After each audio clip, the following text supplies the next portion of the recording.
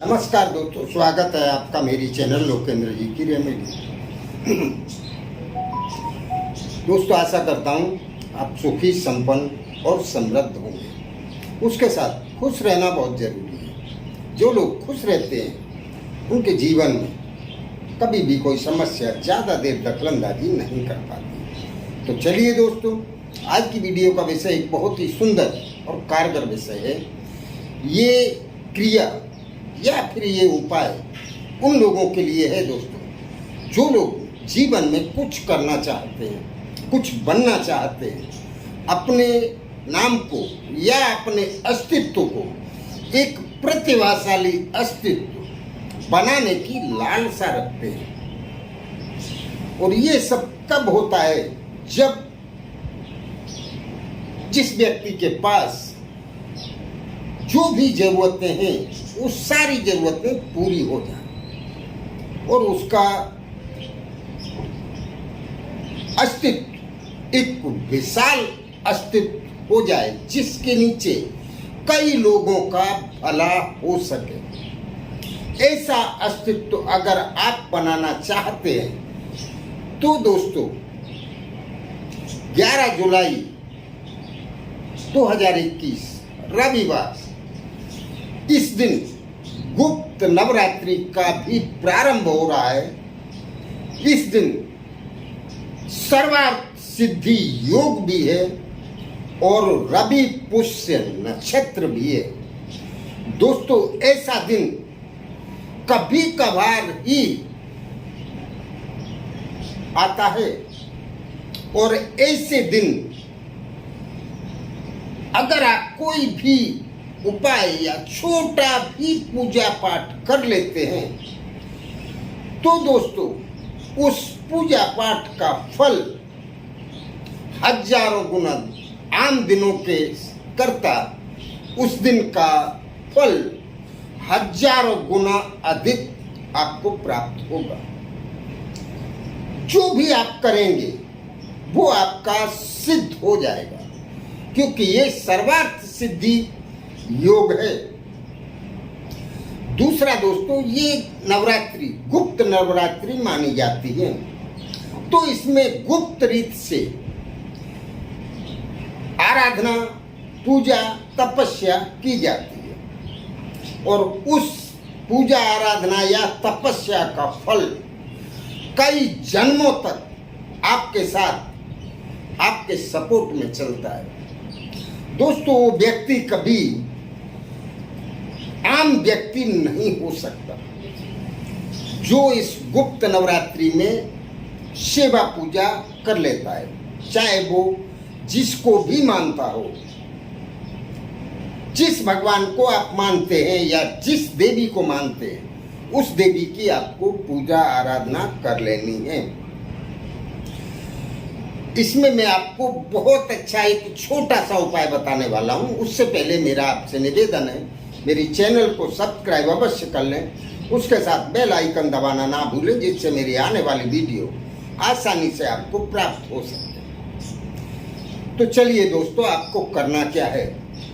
दोस्तों, रविवार के दिन पुष्य नक्षत्र है, तो उसको रवि पुष्य नक्षत्र कहा जाता है और वो नक्षत्र आपको पूरे दिन रहेगा। मतलब आप दिन में कभी भी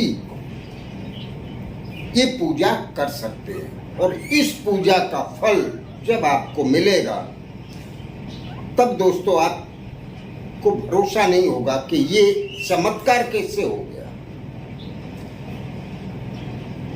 तो आपको सबसे पहले क्या करना है, सुबह अर्ली मॉर्निंग नहा धो के स्वच्छ होना है।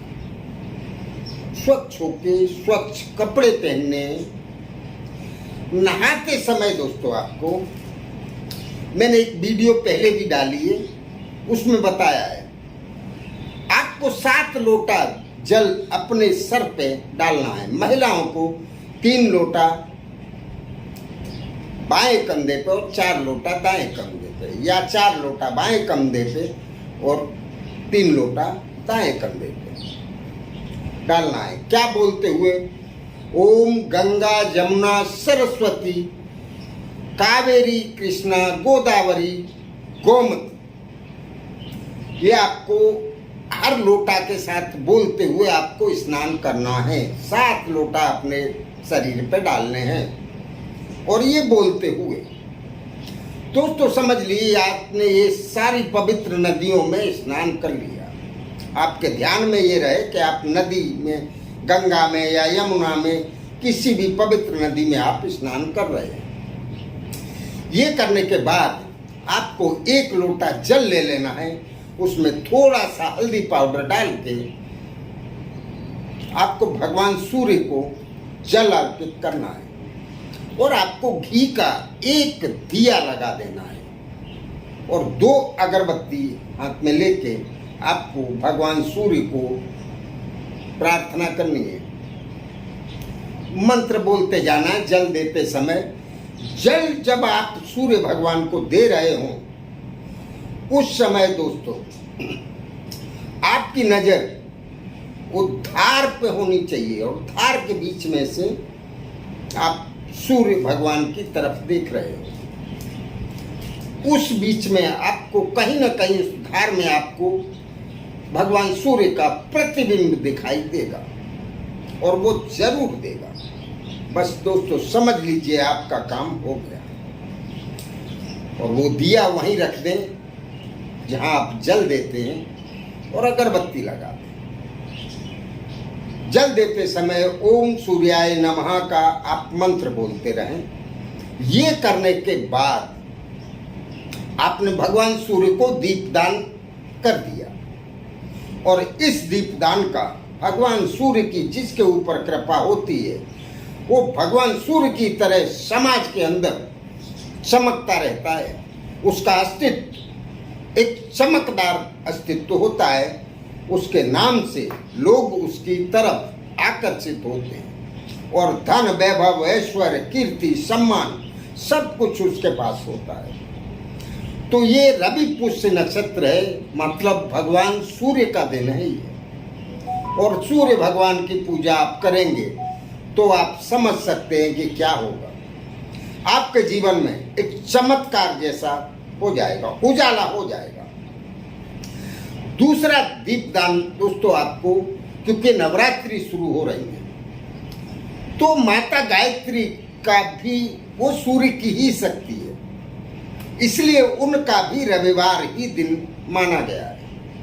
माता गायत्री के सामने आपको आसनी बिछा के बैठ जाना है और एक घी का दीपक जला दें।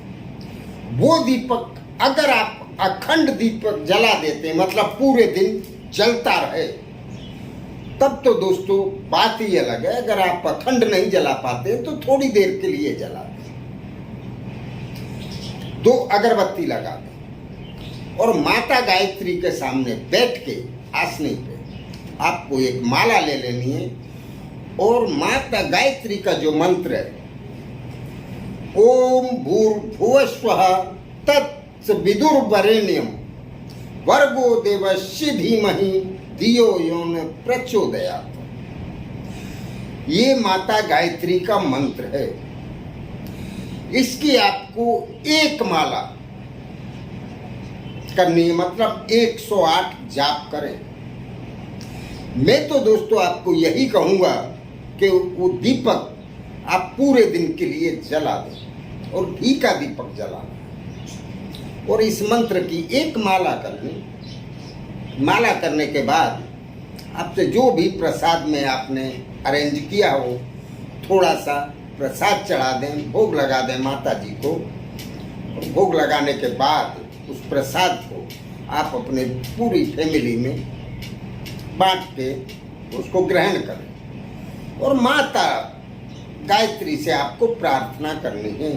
आपका जो भी काम हो, आपकी जो भी इच्छा हो, क्योंकि इस दिन रवि पुष्य नक्षत्र, सर्वार्थ सिद्धि योग और गुप्त नवरात्रि तीनों हैं। ऐसा संयोग कभी कभार देखने मिलता है। तो दोस्तों इसका पूरा लाभ उठाएं और इस उपाय को महिलाएं, पुरुष बच्चे, कोई भी कर सकता है। ये बहुत ही सात्विक है।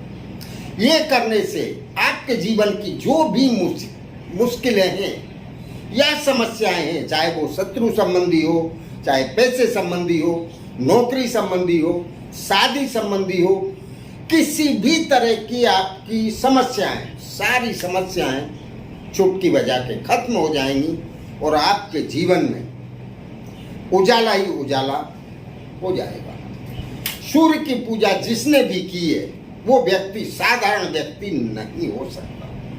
वो एक महान व्यक्तित्व का धनी होता है। तो चलिए दोस्तों, ये क्रिया बहुत ही पावरफुल है, करने के लायक है, करते रहिए। इसको करने या समझने में अगर आपको कहीं कोई असुविधा होती है तो पूछें अवश्य। नमस्कार।